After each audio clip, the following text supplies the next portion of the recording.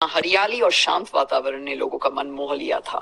गांव के किनारे एक पुराना कुआं था जिसे भूतिया कुआं कहा जाता था।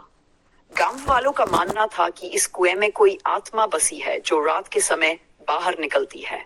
राहुल एक जिज्ञासु युवक था जिसे भूत प्रेत की कहानियों पर विश्वास नहीं था। वह हमेशा ऐसे किस्सों को मजाक मानता था।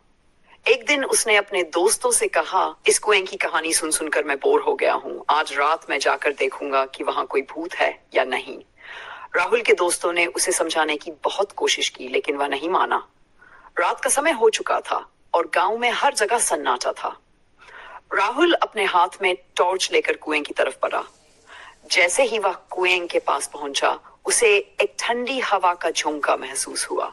उसने इधर उधर देखा, लेकिन कोई नहीं था।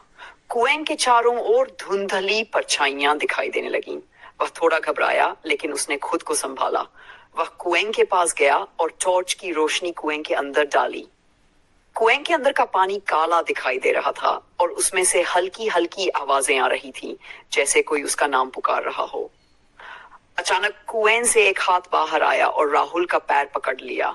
राहुल का दिल जोर से धड़कने लगा। उसने चिल्लाने की कोशिश की, लेकिन उसकी आवाज नहीं निकल पाई। वह खुद को छुड़ाने की कोशिश कर रहा था। तभी कुएं के अंदर से एक चेहरा प्रकट हुआ। वह चेहरा डरावना और पीला था। उसकी आंखें बिल्कुल सफेद थी और वह राहुल की तरफ घूर रहा था। राहुल पूरी ताकत से खुद को छुड़ाकर भागने लगा, लेकिन जैसे जैसे वह भागता गया, उसके चारों ओर अजीब सी परछाएं और आवाजें गूंजने लगीं। गांव के बाहर एक पुराना पीपल का पेड़ था। राहुल वहीं जाकर रुक गया। उसने पीछे मुड़कर देखा, लेकिन अब कोई उसका पीछा नहीं कर रहा था। राहुल ने गांव लौटकर किसी से कुछ नहीं कहा, लेकिन उसके चेहरे की घबराहट ने सब कुछ बयान कर दिया। वह रात के बाद से कभी भी उस कुएं की तरफ नहीं गया और धीरे धीरे गांव वालों ने भी उस कुएं के पास जाना बंद कर दिया।